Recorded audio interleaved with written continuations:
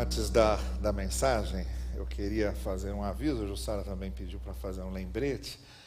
Nós estamos retomando, nesse mês de fevereiro, a nossa roda de leitura. Para quem não sabe, a roda de leitura é um programa que temos aqui, um projeto de leitura que temos aqui em nossa igreja, em que nós adotamos um livro por mês, para que leiamos esse livro, e no final de cada mês, no último domingo, a gente se encontra aqui no Salão Evan, às 18 horas, o grupo que leu e que quer conversar sobre as ideias do livro, a gente se encontra aqui para a gente trocar ideias. E a gente, então, usa isso para estimular boas leituras e para termos também indicações de leituras de livros que a gente pode ir comprando e já pode ir formando aí a nossa biblioteca particular. Nesse mês, nós vamos continuar numa série que foi lançada pelo John Stott. São 5 livros vendidos num box, você pode adquirir os 5 de uma vez, ou então ir comprando cada mês um. Nós já começamos com o Evangelho, passamos pelo 2º volume, que é O Discípulo. Quem conhece o Evangelho se torna discípulo de Jesus. E aí a gente chega ao 3º volume agora, que é a Bíblia. Quando a gente conhece o Evangelho, quando somos discípulos de Jesus, a gente quer conhecer melhor a palavra de Deus, que é a Bíblia. Então esse livro é sobre a Bíblia. São escritos de John Stott, um respeitadíssimo autor evangélico, que quer justamente despertar em nós interesse pela sua palavra e uma compreensão melhor da sua palavra. Esse mês, como a gente está retomando, estamos recomeçando, nós vamos fazer uma coisa. Na roda de leitura, no último domingo, dia 26 de fevereiro, quando a gente vai sentar para conversar sobre o livro, aqueles que estiverem presentes, aqueles que vierem participar dessa conversa, daquele grupo que estiver aqui, nós vamos sortear 12 pessoas, daquelas que estiverem presentes, vamos sortear 12 pessoas que vão ter gratuitamente um curso de introdução bíblica que eu vou fazer, vão ter aulas particulares comigo sobre introdução bíblica, sobre conhecimento geral da Bíblia, e quem quer, de alguma forma, fazer uma leitura da Bíblia mais sistematizada, conhecendo os bastidores por trás da Bíblia, as entrelinhas da Bíblia.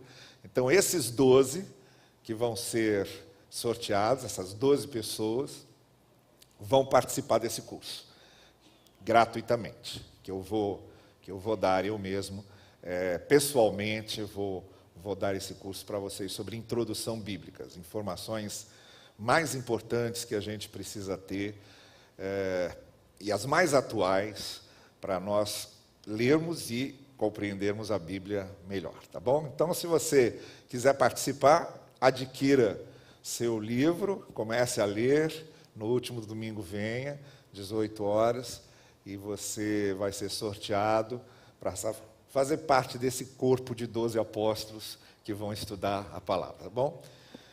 Jussara pediu para dar um aviso, ela está entre aquelas pessoas para quem eu não sei dizer não, então ela vai dar um aviso agora. Pedrinho, coloca para a gente aí. É sobre o retiro de mulheres. Mulheres adultas, mulheres jovens e aquelas adolescentes chegando na juventude. Você está convidada a participar conosco. Todos os anos nós fazemos esse retiro, mas durante a pandemia a gente teve que fazer uma parada e a gente está retomando. O retiro de mulheres vai acontecer de 23 a 25 de junho, lá em Penedo, no Hotel Fazenda, chamado City Park Penedo. Não tenham medo do preço, porque a gente está dividindo em 5 prestações mensais, então é muito fácil pagar, não é difícil. Agora, precisa entrar em contato com a secretária, aí está o telefone, ou lá embaixo a gente tem um point do nosso retiro. Não deixem para a última hora, porque outras igrejas vão ser convidadas também. Nós temos várias mulheres que participam, desde que nós começamos o retiro anualmente, conosco, de outras igrejas, e é uma bênção, minhas irmãs, não deixem de participar. Quem vai sabe disso, porque tem tantos desdobramentos, tantos projetos que a gente faz a partir desses e de outros retiros que fizemos, nós desdobramos em outros projetos que as mulheres têm a sua missão aqui no mundo, falar para mulheres. E isso é muito importante, vocês não imaginam como. Por isso, o tema do congresso, do retiro desse ano, desculpe, é renovar e resgatar. A gente renovar-se, nós todos nos renovando para resgatarmos outras pessoas. Deus abençoe e conto com vocês depois do culto, lá fazendo inscrição, lá no nosso point. Muito bem, se nós abrirmos o Evangelho de João, o quarto Evangelho, no seu capítulo 5, na primeira narrativa que temos nesse capítulo, nós vamos encontrar a referência ao episódio de um homem paralítico, e a gente vê nesse texto algumas coisas, pelo menos de maneira mais panorâmica. A gente vê o seguinte: nos versos 3 e 4, somos informados de que esse homem estava há mais de 30 anos diante de um tanque, que era o tanque de Betesda, e diz o texto que ali se reuniam pessoas de todos os tipos de enfermidades, e cegos e mancos, esperando o movimento da água, porque um anjo descia em certo tempo ao tanque, agitava a água, então o primeiro que ali descesse, no movimento da água, voltava da água sarado e curado. Essa é a primeira informação importante. A segunda informação importante é que Jesus passa para ali, vê esse homem que estava ali há 38 anos, se compadece dele, e quando esse homem diz: Senhor, não tenho ninguém que ao ser agitada a água me ponha no tanque, assim enquanto eu vou desce outro antes de mim, Jesus então diz para ele: levanta-te, toma o teu leito e anda. E imediatamente o homem ficou bom e voltou a andar, e tomando o seu leito começou a andar. E a terceira coisa que somos informados nesse texto é que era sábado, e no judaísmo sábado é o dia sagrado. No judaísmo não se produz nada no dia do sábado, no sétimo dia. E esse homem estava carregando o seu leito, diz o texto, no verso 11. Os judeus, e aqui se refere propriamente aos líderes judaicos, foram repreendê-lo e disseram a ele: hoje é sábado, não é certo, não é lícito carregar o próprio leito, carregar a própria maca, produzir esse tipo de trabalho. E ele, porém, respondeu: aquele que me curou, esse mesmo me disse: toma o teu leito e anda. Então perguntaram: quem é o homem que te disse: toma o teu leito e anda? Mas o que fora curado não sabia quem era, porque Jesus se retirara por haver muita gente naquele lugar. Depois, então, Jesus o encontra no templo e diz a ele: já estás curado, não peques mais, para que não te suceda coisa pior. Retirou-se então o homem e contou aos judeus que era Jesus quem o curara. Eu quero usar esse texto no seguinte sentido: há muitas coisas que nos paralisam,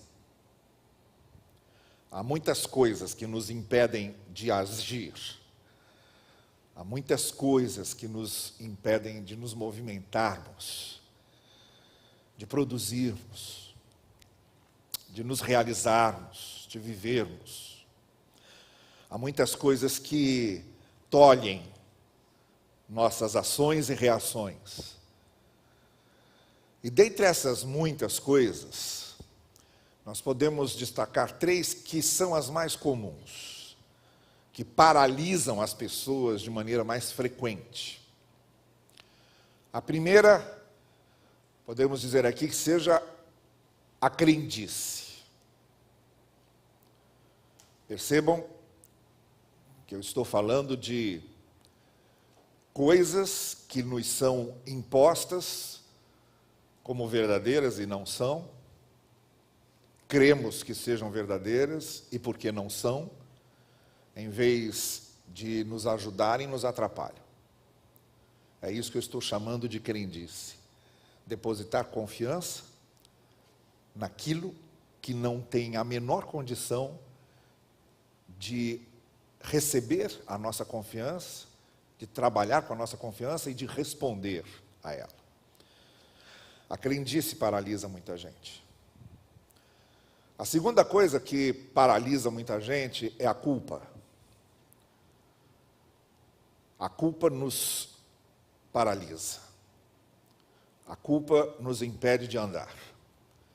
A culpa nos impede de realizar coisas. A culpa nos impede de nos realizarmos. A culpa nos impede de sentirmos paz, de andarmos em paz. E a terceira coisa que nos paralisa é a frustração. Quando nos frustramos com determinadas coisas na vida, quando algumas coisas nos ferem, e a gente acha que acabou, que aquilo não tem mais jeito. E vamos carregando esse sentimento de frustração por longo tempo e temos receio, temos insegurança de dar novos passos, de fazer novas iniciativas, de tomar novas decisões, de ousar coisas novas, porque fomos frustrados por algo que não deu certo e ficamos com medo de continuar andando, inseguros para continuar andando. Por que eu estou falando nessas três coisas? A crendice nos paralisa, a culpa nos paralisa e a frustração nos paralisa. Porque nesse texto, nesse episódio de João que lemos, são as três coisas que estão orbitando em torno da experiência e da realidade daquele homem. Ele estava paralisado, não exatamente por causa da sua paralisia, mas havia uma paralisia maior, mais profunda, mais abrangente, mais prejudicial do que aquela mais superficial, aquela mais detectável, aquela mais flagrante. O que Jesus Cristo viu naquele homem foram outras paralisias piores, mais profundas e mais prejudiciais do que aquela a qual aquele homem estava escravizado, a qual aquele homem estava retido. E quando esse encontro do homem de Betesda, paralisado, se dá com Jesus, acontece a transformação. O que era crendice passa a ser uma fé com resultados positivos, autênticos, legítimos, compensadores. O que era culpa passa a ser realização, gratidão, alívio, paz, perdão. E o que era frustração passa a ser realização, passa a ser prêmio, passa a ser recompensa. As três coisas aconteceram com esse homem. Eu gostaria de refletir com vocês sobre isso nessa noite, com um objetivo muito específico e certo, de que nessa noite você, que se sente paralisado por uma dessas três coisas, ou porque descobre que tem depositado sua fé em coisas que não estão levando a nada, ou porque você carrega uma culpa da qual você precisa ser libertado, ou porque você carrega uma frustração, uma irrealização na vida, que tem desestimulado você, tem desanimado você, tem desalentado você, e tem sugado todas as perspectivas de mudança que você possa fazer na sua vida. Bem, se nessa noite você está paralisado, ou se sentindo paralisado por uma dessas três coisas, ou por outras tantas, as respostas de Jesus serão sempre as mesmas. E as soluções dadas por Jesus serão sempre as mesmas.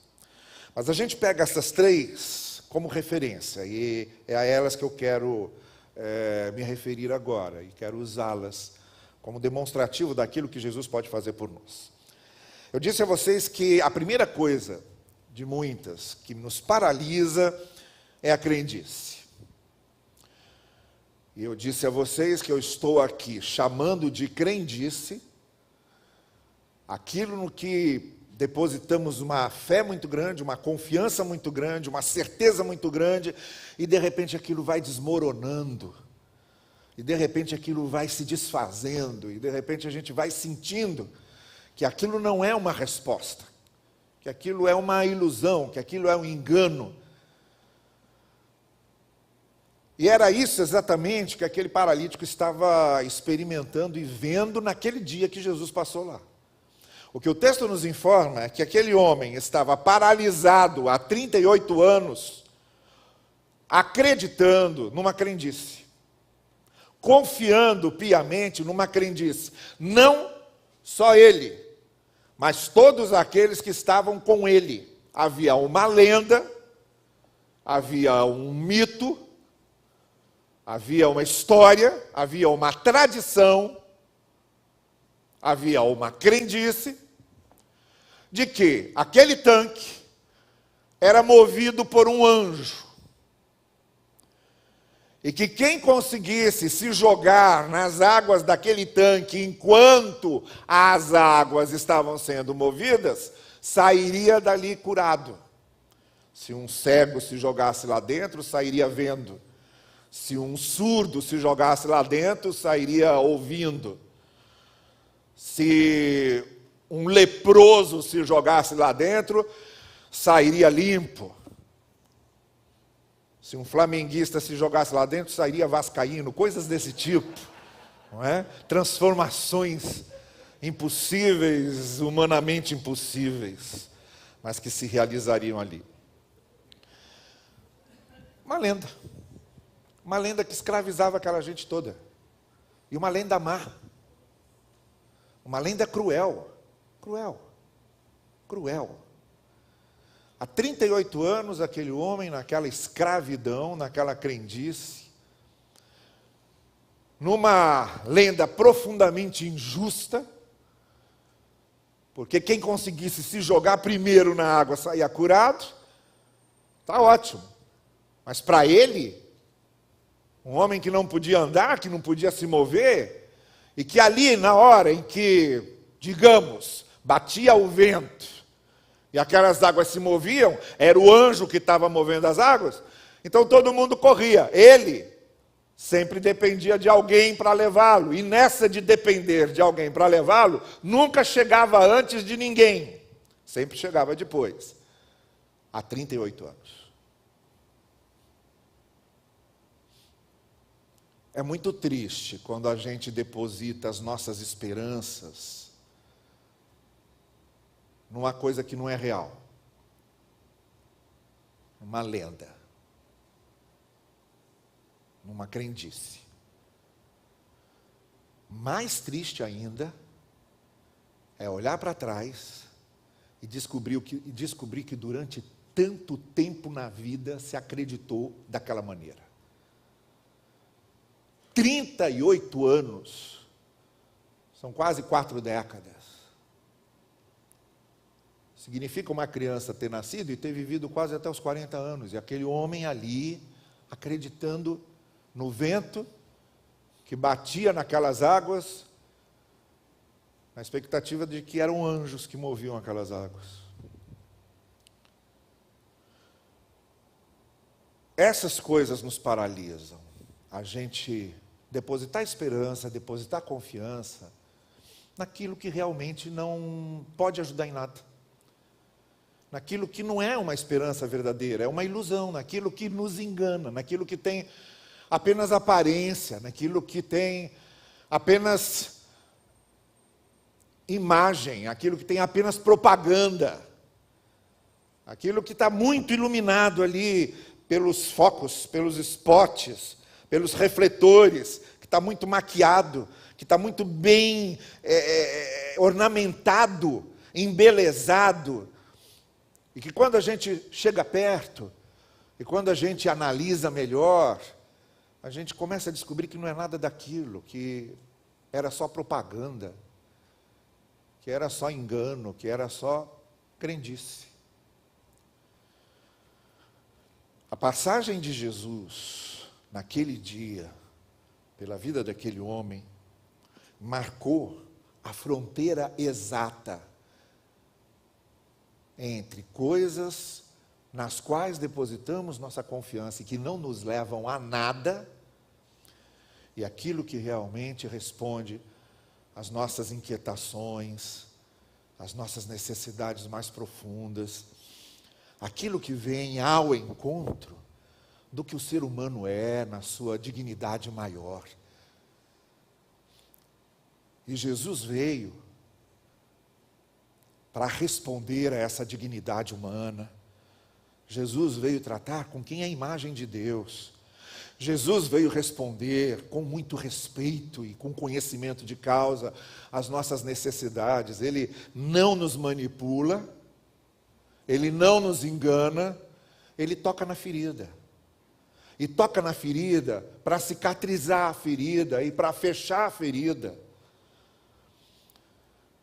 Então, quando Jesus passa pela vida daquele homem, o que era aquele tanque?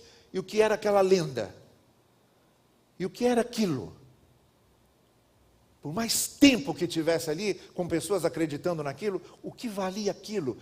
Perto daquele que era a revelação maior da graça, do amor e da misericórdia de Deus, e que olhava para aquele homem como ser humano, olhava para aquele homem como alguém que foi criado por Deus, que é digno de amor, e a quem Jesus veio dar a sua vida. É dessa maneira que Jesus nos olha, e foi dessa maneira que Ele olhou para aquele homem. Então, a primeira coisa que nos paralisa é essa fé fanática, essa fé cega. Porque o que Jesus vem fazer conosco é nos iluminar, é nos dar luz, é ampliar nossos horizontes, é nos fazer compreender, é nos levar às grandes mudanças. Esse é o Evangelho. E foi isso que Jesus fez na vida daquele homem. Bom, então, crendice é uma coisa que nos paralisa e a gente às vezes fica escravo disso. Escravo dessas coisas. Sem jamais alcançar a essência do que realmente Jesus veio nos revelar. A segunda coisa que nos escraviza é culpa. Que não nos deixa andar, que não nos deixa progredir, que nos torna escravos, que nos amarra, que nos impede, que nos amordaça. Culpa é um fardo. Culpa é um fardo que pesa de maneira tão carregada, tão espessa, que nos faz curvar, que não nos deixa caminhar direito, que nos cansa, que nos esgota, que nos suga. A culpa tira a alegria, a culpa tira a satisfação, a culpa tira o sono, a culpa tira a paz, a culpa tira o bom humor, a culpa nos suga. E aquele homem tinha sim culpa. A gente percebe isso quando Jesus depois se encontra com ele e diz a ele: olha, cuidado com o que você fizer, porque pode ser pior do que essa paralisia da qual você se livrou. Há coisas que são muito piores do que essa paralisia que você teve. Então, cuidado. Essa é a mensagem que Jesus passa para ele. Mas eu quero chamar a sua atenção para outro tipo de culpa. Porque essas culpas, por realmente errarmos, por darmos um passo errado, por fazer uma escolha errada, por tomar uma decisão errada, por estragarmos a nossa vida e às vezes a vida dos outros, essa culpa, sim, ela é real, ela existe. E nos sentimos culpados de maneira que é uma culpa verdadeira. Dessa Jesus nos livra, sim, nos livra. Mas Ele também nos livra de uma outra culpa, muito mais comum, que é aquilo do qual não precisamos nos sentir culpados. E essa culpa também Jesus nos livra. Eu estou me referindo a condenações que criamos para nós mesmos. E o que aquele homem estava lidando, a culpa com a qual aquele homem estava lidando, além das culpas que realmente ele tinha, nós não sabemos. Jesus diz a ele, olha, preste atenção, cuidado. Ele sabia bem. Mas tinha uma outra culpa que infernizou aquele homem, que tentou escravizá-lo, que tentou se tornar um fardo para ele, que foi a culpa que os líderes religiosos queriam imputar sobre ele. Que foi a culpa que o legalismo judaico queria colocar sobre ele. A culpa de, comemorando a sua cura, feliz com a sua cura, e fazendo o que Jesus disse, pode andar agora, então pega a sua maca e anda. Começou a ser criticado pelos líderes judaicos, pelos guardadores da lei, pelos legalistas de plantão, porque era sábado e no sábado não se produz nada. Há essa perspectiva na lei mosaica, que é um princípio. O dia do descanso é necessário. É muito necessário termos o dia do descanso. O corpo precisa de descanso. A mente precisa de descanso.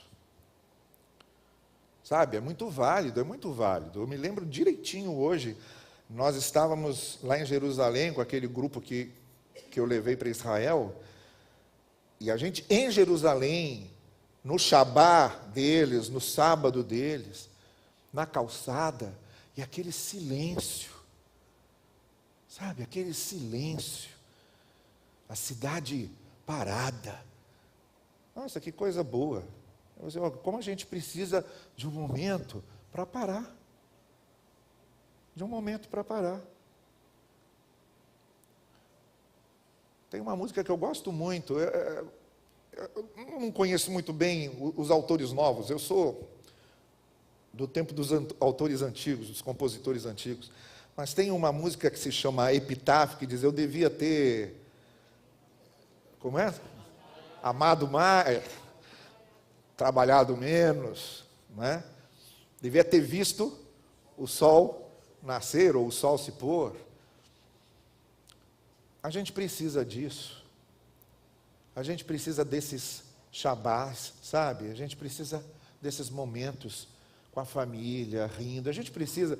Eu não gosto muito de sair com o pastor para comer, porque pastor, quando se reúne, só sabe falar de igreja. E eu, quando saio para conversar, eu quero conversar sobre outras coisas. Quero conversar sobre um filme bom que você viu, um livro bom que você leu, uma coisa engraçada que aconteceu. Eu estou lá para isso. Naquele momento, eu estou lá para isso. Mas só sabem falar de igreja. A gente precisa desses momentos que a gente se sinta ensabatizado, sabe? É para isso que a lei existia. Mas, como sempre acontece, o sistema religioso pega um princípio e transforma numa coisa legalista, pesada, num fardo.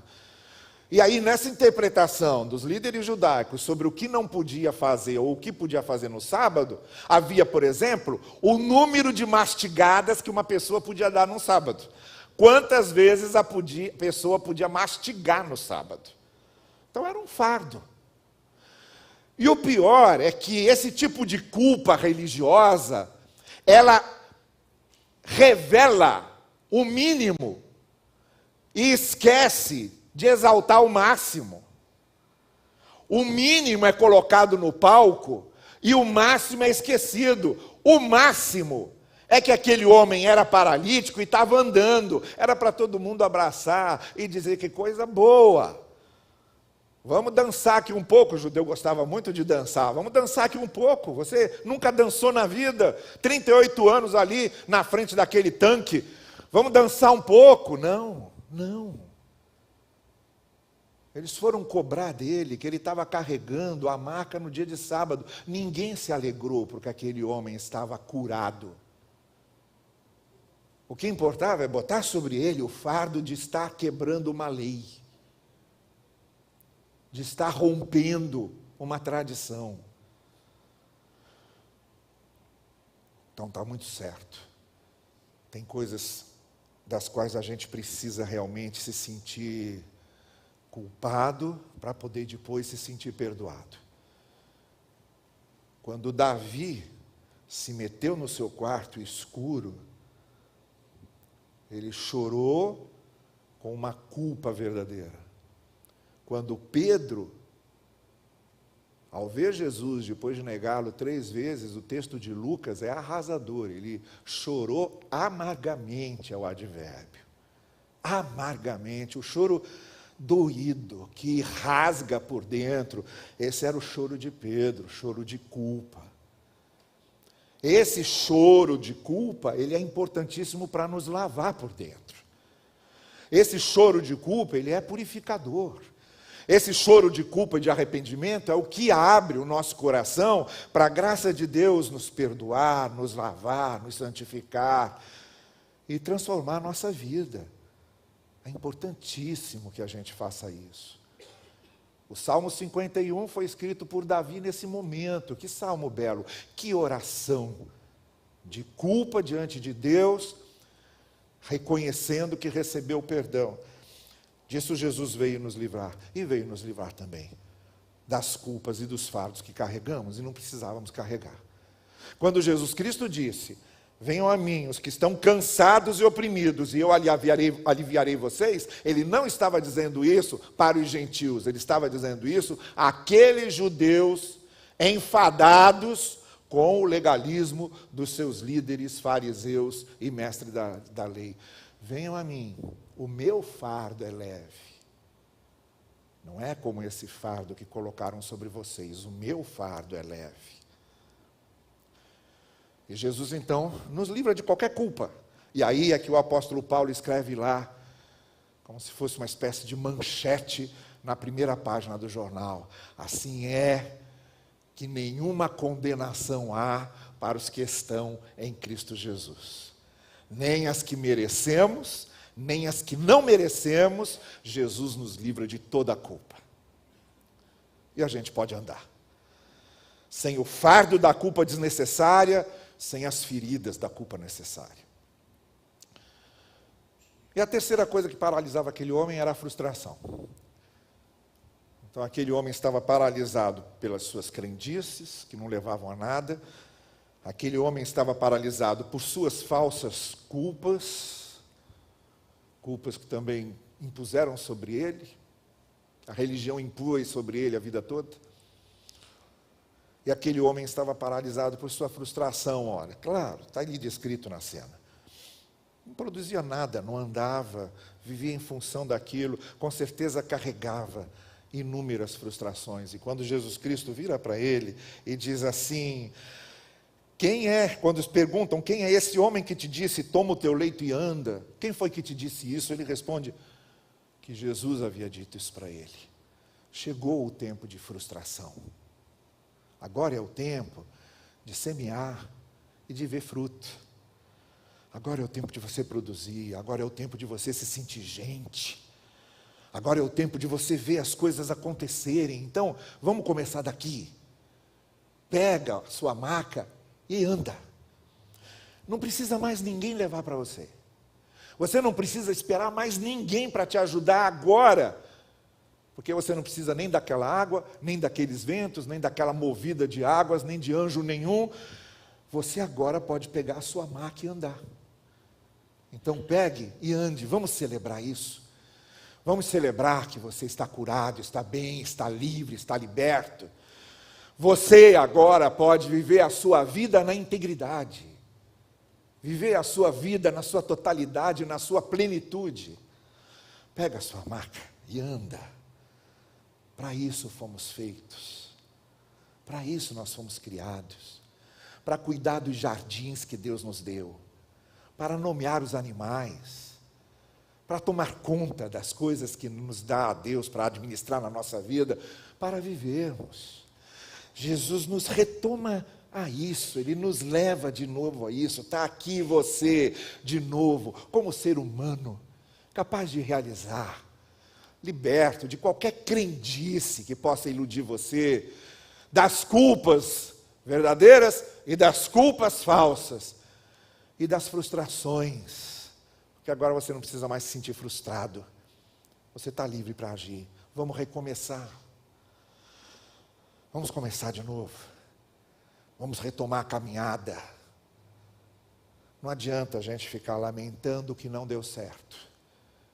Não adianta a gente ficar reclamando daquilo que nos frustrou. A vida é para frente. A vida é movimento para frente. Quantas vezes nós nos frustramos com sonhos que não deram certo? Nós nos frustramos com relacionamentos que entraram em pane. Nós nos frustramos com projetos que não conseguimos alcançar. Nós nos frustramos com esperanças que colocamos em coisas e em pessoas e que não resultaram em nada. Quantos motivos nós temos para frustração e para vivermos frustrados e para vivermos nos lamentando dessa frustração. E aí passa o Senhor Jesus e deixa, não. Você pode carregar sua maca? Vamos lá. Você pode fazer isso, vamos começar, vamos retomar. E foi isso que ele fez para aquele homem. É por isso que eu disse no começo, e volto a dizer agora no final. Eu não sei se essas coisas estão paralisando você. Talvez você esteja muito cansado de imposições religiosas, de regras religiosas, de crendices que não levam a nada. Esteja se sentindo desalentado com discursos religiosos. Talvez você esteja paralisado por culpa. Temos razão de ter culpa. Temos. Porque a gente faz e comete muitas coisas que realmente são reprováveis. Todos nós, sem exceção. Todos nós temos motivos para a culpa. Mas para todos nós, a graça de Deus foi revelada e a todos ela perdoa. Talvez você se sinta paralisado por frustrações. Coisas que não deram certo. Você nunca conseguiu carregar sua maca. Nunca conseguiu chegar ao fim de um projeto. Pessoas e situações atrapalharam um monte de coisa. Você está quase desanimando e achando que você é uma pessoa que não dá certo nunca. E aí passa Jesus e diz, não importa. Deixa esses 38 anos de frustração para trás. E agora vamos literalmente caminhar para frente.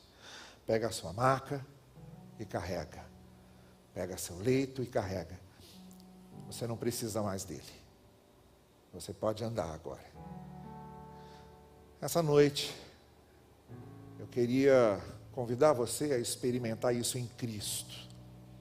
Eu estou agora fazendo uma referência muito específica a você aqui dentro, que ainda não conhece esse poder libertador de Jesus, esse poder libertador da graça de Jesus, que se sente escravizado, paralisado, cercado por alguma coisa, por alguma situação, alguma condição, da qual você não consegue se livrar.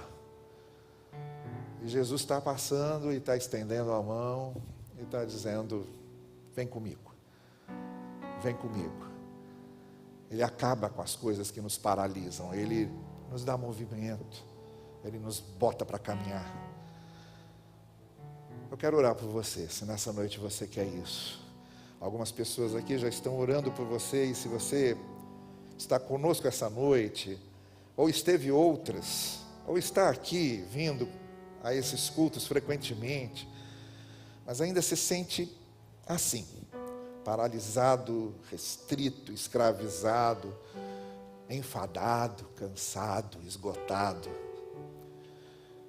e quer encontrar nesse mesmo Jesus que esse paralítico encontrou a volta a andar, quer encontrar nesse Jesus a sua libertação, a mão que você precisa para te tirar dessa maca limitadora e levar você para a sua caminhada, para a sua vida, para as suas realizações. Aquele que diz, eu estou com você todos os dias até o fim dos tempos. Curva a sua cabeça então, e se nessa noite você está desejando isso, quer dizer a Jesus: Senhor, eu preciso disso, eu preciso desse amor, dessa graça. Se você essa noite está tendo essa fé, essa compreensão, essa confiança naquilo que Jesus pode fazer por você, eu quero orar por você essa noite. Fica em pé aí no lugar onde você está, se nessa noite você está dizendo: sim, é isso que eu quero. Isso, pode ir ficando em pé. Se há mais alguém, levante-se, fique aí, que eu quero orar por você. Na galeria, se há alguém, fique em pé aí, que eu quero orar por você também. Isso, muito bem. Agora vamos fazer o seguinte, vamos todos nós ficar em pé, todos nós em pé, e eu vou pedir a essas pessoas que se levantaram agora, que venham aqui à frente, que eu quero orar por vocês enquanto a gente está cantando também. Venham aqui que eu quero orar por vocês, sai do seu lugar, vem aqui, fique comigo aqui à frente, que eu quero orar por sua vida, quero orar por essa decisão que você toma ao lado do seu Senhor.